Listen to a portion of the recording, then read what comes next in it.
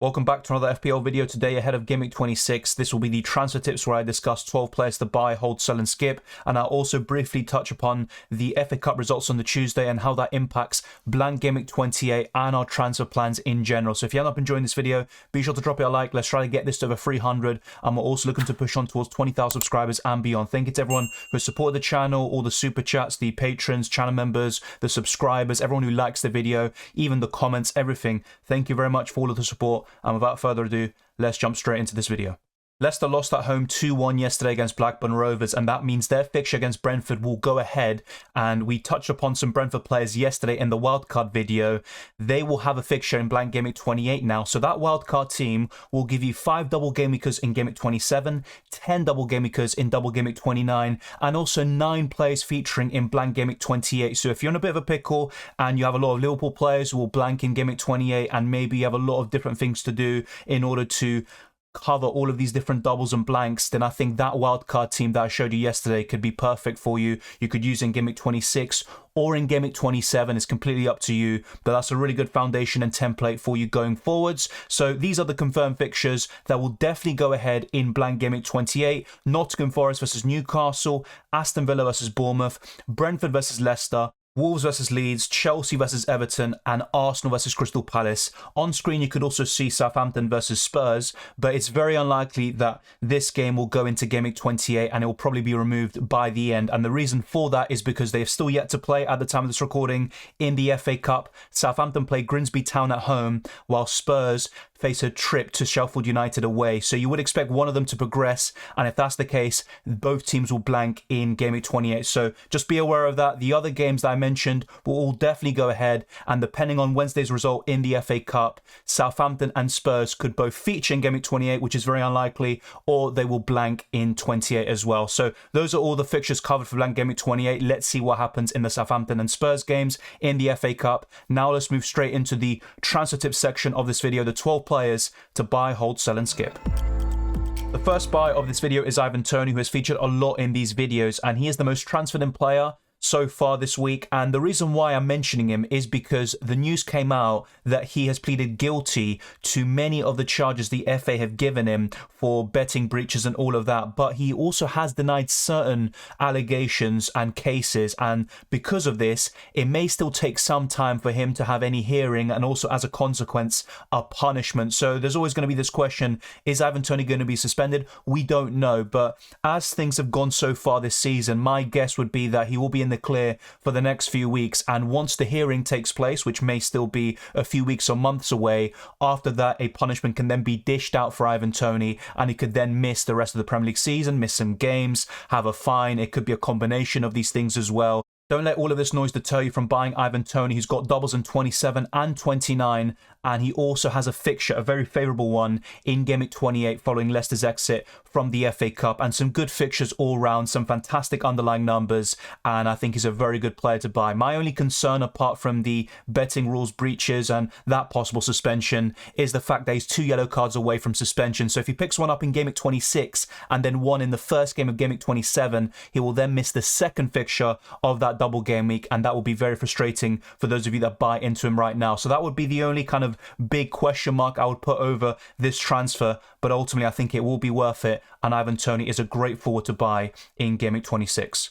Mitoma's returns have dried up a little bit in FPL, but he still set up the winner in the FA Cup against Stoke away to put Brighton through to the next round, and which caused Man United and Brighton to blank in Gameweek 28. But Mitoma is a really good cheap option, and one popular transfer this week will be Mahrez out for Mitoma. I'd highly recommend it. His underlying numbers are pretty decent because a lot of his starts and minutes have come since the World Cup, but they're nothing spectacular, let's be quite frank. The amount of big chances, the XG, is nothing spectacular. You'll see a lot of strikers and midfielders with better numbers for sure, but Mitoma is still a really good option, and I think he defies some of these statistics, and you can't always look at underlying numbers. I think Mitoma is the best Brighton asset to buy in the forward positions, and if I had to pick 2 or 3 Brighton players, Mitoma and Estupiñán would be at the top of that list. And then when you look at the Brentford assets who double in 27 as well, it would be Ivan Toney, and then the defenders like Ben Mee or Raya in goal. Those are the kind of 4 or 5 players I'd highly recommend for double Gameweek 27. I would not consider the Southampton or Crystal Palace assets, quite frankly, even if they have a double, and really maybe a Crystal Palace defender or Ward-Prowse would be the best bets from those respective teams. But what you really want to go for Double Game Week 27 are the Brighton and Brentford assets, and Matoma is arguably the best attacker from both teams. Ollie Watkins is the third most transferred in player this week, despite not having an upcoming double until Game Week 29, but he scored in 5 successive Premier League games, which is a new record for Aston Villa. He's got some fantastic underlying numbers, and he still hasn't really matched his goals compared to his XG. He's got a lot of big chances throughout this season. It's only recently where he's been taking them, and Ollie Watkins can be a frustrating FPL asset, but if you're looking to buy a forward right now, apart from Tony, I would proclaim Watkins as the next best striker to buy right now. He has a fixture in Game Week 28, he has a double in 29, some good fixtures, and more importantly, fantastic form, which is also backed up by the underlying numbers, which points towards a sustainability in his returns as well in the future. So Ollie Watkins is definitely a buy. He's normally someone I say to avoid because I just don't trust him, but Aston Villa have been very impressive offensively under Unai Emery, and Ollie Watkins has been integral to that system and to their goals. So I would go for Ollie Watkins as one of the free forwards in your team, and that's why he also features in the best wildcard team. I talked about buying Mohamed Salah last week, and I still think he's worth holding until Game Week 29 despite a bit of a turbulent double, but I would actually expect some returns there against Chelsea more importantly, and then some beforehand, such as against Bournemouth and possibly Fulham and Arsenal. And he's got some great underlying numbers, Salah, he always does. They're not to the same level as they have been in seasons gone by. Liverpool have been a weaker team, and that has obviously been a big part of that. Liverpool need a better midfield in order to control games more, to score more goals, create more chances, and ultimately defend better as a unit. But Salah has still remained a decent FPL option. The problem with him is that he's just so expensive that it hasn't been worth it for the majority of this campaign. But for the next 5 game weeks or so, I think Salah is worth holding. Would I buy him in right now?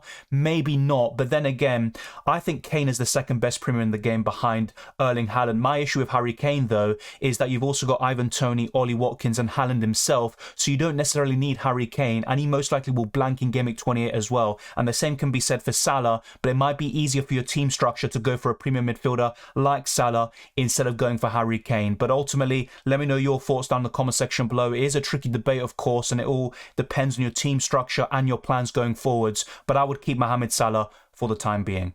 Having said that, Harry Kane is still worth holding if you have him, of course, because he's been so consistent. He's matching the amount of goals and assists compared to games played. Amazing underlying numbers, great performances, and Spurs have been fairly consistent recently. Over the course of the season, there's been a degree of inconsistency, but the one constant is Harry Kane scoring goals, getting FPL points, and being just a season keeper, really. And I wish I still had him. Unfortunately, I had to sell him to fund the moves for Salah and other double game week players in 25. It hasn't really paid off too much so far, but Harry Kane is definitely worth keeping. Some fantastic fixtures over the next 5-6 game weeks, despite no doubles and also a blank or possible blank in Game Week 28. I still think Kane is worth holding, and you can bench him in these blanks coming up for him and then have him for every single other game week, and you could even captain him in certain weeks where there are no doubles. He will always be one of the standouts, and ultimately he's very underrated in FPL this season, and it mainly is because of Erling Haaland.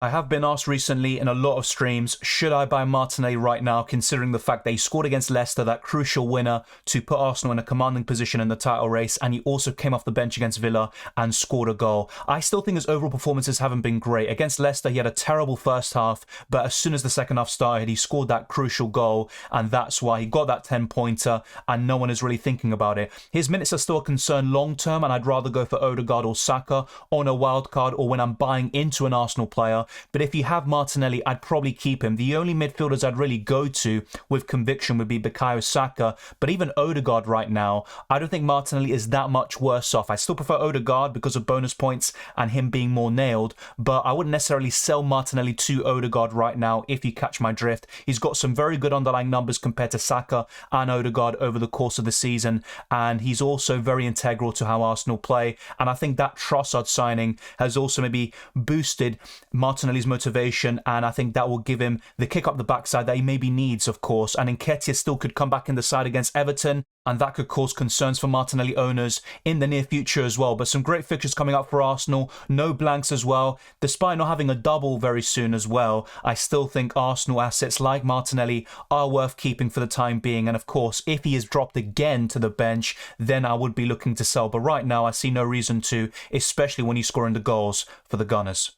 If you have Eddie Nketiah, my main advice would be to wait for the Everton game in Game Week 25. If he doesn't start, then I would definitely sell. And my main reasoning behind selling Eddie Nketiah anyway, apart from Jesus being back on the pitch and nearing a return, is the fact that he's been off form. He's missing some big chances. You look at the expected goals and the big chances he's had, he should have scored more than 4 goals, quite frankly. But my main reasoning is because you've got Harry Kane, Erling Haaland, Ollie Watkins and Ivan Toney. They're the 4 best forwards in the game by some distance right now, with all the doubles, blanks and all of that stuff in mind. And also, they're 4 forwards that have got 100 points or more so far this season. So I would go for 3 of those 4. Take your pick, of course. And that's why I would sell Eddie Nketiah as a result. And if you want to triple up in Arsenal, I'd go for Saka, Odegaard and an Arsenal defender, but of course you could also consider Martinelli or Trossard as well. But I would sell Nketiah right now. I think he's still a decent option when he gets the starts, but if he doesn't start against Everton, I think that will just pretty much confirm the fact that he's lost his place, and that going forwards into games like Bournemouth at home,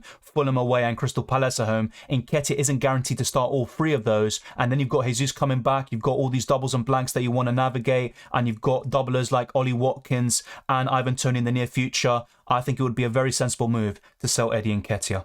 Since the World Cup, I've been a huge advocate for Riyad Mahrez. I brought him into my team. He did really well for me against Aston Villa, and also got a 14-pointer, I believe, in that double game week recently. I think it was game week 23. But since then, he has been dropped and he hasn't gotten those minutes. And he may start, actually, in the upcoming game week in 26. But in the long term, his minutes aren't secure. If Man City progress in the Champions League and beat Leipzig in the second leg, then I would expect Mahrez to actually suffer as a result in the Premier League, get fewer minutes, and that just reduces his appeal as an FPL asset. And then you couple this with the fact that City have no doubles coming up, and they also blank in game week 28, then I think it's very easy to sell Mahrez to Matoma, to Bukayo Saka, and even Rashford, who also will blank in game week 28, but Rashford is nailed on and is arguably the best midfielder in the game right now. So I would sell Riyad Mahrez. His underlying numbers aren't anything special regardless. He's been in great form since the World Cup and arguably one of the most informed wingers in the world, but that hasn't saved him from Pep Roulette, and I think it's just an easy sell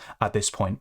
I talked about selling KDB last week for Mohamed Salah. That was very simple. If you still kept them up until this point, I still think it's worth selling because just like with Mahrez, he is not completely safe from Pep Roulette. I think De Bruyne will get more minutes and starts than Mahrez, but my main concern is that he's just so expensive. You could go to Harry Kane if you want a second premium, or even Salah, who has a double in 29, and I would expect Salah to outscore De Bruyne over the next 4 or 5 game weeks. And with De Bruyne, his overall returns, despite scoring in the FA Cup overnight, I still don't trust him to get the goals and assists. Since the World Cup, he's been a bit inconsistent in that regard. He's been pretty good in his overall performances, but he's also had some lackluster games, and he's also sometimes just blanked and never looked like scoring or assisting. So I would sell Kevin De Bruyne. He's far too expensive, and you've got so many midfielders, a plethora of choices you could go to with doubles in 27 and or 29, and also who feature in Blank Gameweek 28.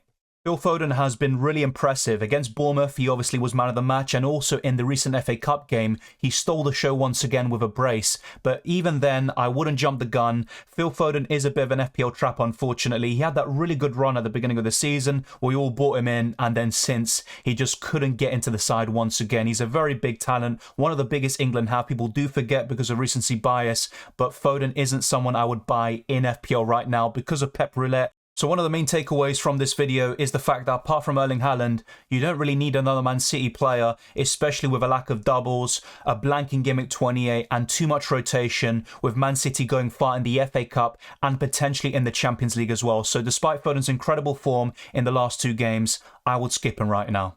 Robert Sanchez has 2 upcoming doubles in 27 and 29, but I would not buy him if you're looking for a goalkeeper. I think the standout is David Raya, especially following the FA Cup results on the Tuesday. Sanchez will blank in Gameweek 28 because Brighton beat Stoke City away, whilst Brentford will have a fixture because Leicester lost against Blackburn and Brentford were already out of the competition. So if you're looking for a goalkeeper to buy right now, it's definitely David Raya, and I wouldn't go for Robert Sanchez. Having said that, I would still go for a Brighton defender, and that would be Estupinian once he's fully recovered from his injury. He's got the bonus points potential, the assist threat, and he's been very consistent recently, while Sanchez doesn't really have a high ceiling compared to David Raya in terms of bonus points and saves. So that's a very simple one. I think Sanchez is a decent acquisition, but it also doesn't make sense for a lot of you because you may need a goalkeeper who features in Gameweek 28, especially those of you without a free hit. So to navigate all of these game weeks, I think David Raya is the better option, and he will get more points in general because of his higher ceiling.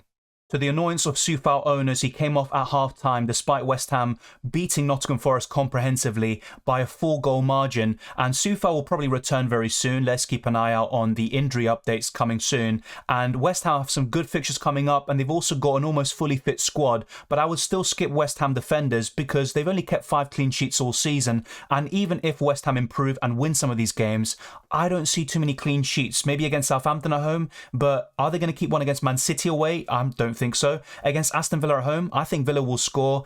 Brighton away, I mean, if I look at all these fixtures, I just wouldn't go for a West Ham asset, defensively anyway, because I don't see them keeping enough clean sheets. Of course, football's not played on paper, and I could be wrong. They could keep 2, 3, or even more clean sheets over the next 5 game weeks, but I don't see it happening. I see maybe 1 or 2 clean sheets at the maximum, and West Ham assets like Soufal don't have a high ceiling because of assists or bonus points. So really, I'd look elsewhere and check out my best wildcard team video for a list of defenders to buy, which includes Ben Mee, Estupinian, Newcastle defenders, etc. I just don't think there's a place for Soufal. If you want a West Ham asset, I think Bowen would be the best of a bad bunch, and I think he could do well, and West Ham could get some points on the board in the Premier League and also get some goals over these next few games, but I don't see the clean sheets, and as a result, I wouldn't go for Soufal or any West Ham defender. So that's it. We've covered 12 players to buy, hold, sell and skip with Blank Gameweek 28 in mind, the doubles in 27 and 29, and also the fixtures before and after. Let's not forget Gameweek 26, of course. Let me know your thoughts down in the comment section below. Maybe you disagree with Soufal or another pick, and also maybe some players that you want mentioned and you want my opinion or that of others in the community. Should we buy, hold, sell, or skip them? Be sure to let me know down in the comment section below, and thank you very much for watching. If you enjoyed this video or found it useful, smash the like button and subscribe for new. Let's try to get this video to over 300 likes, and let's also push on towards 20,000 subscribers and beyond. You can follow me on Twitter and Instagram, DylanRCM, and you can also check the links in the description below for the Patreon, channel memberships, the Discord server, and the FPL League. And thank you to everyone who sent in super chats, super thanks in the videos as well. Thank you so much for all the support. It's greatly appreciated. And everyone else who's been subscribing, liking the video, and pushing us up in the algorithm. So I appreciate all the support, and I'll see you very soon for the next few FPL videos and live streams.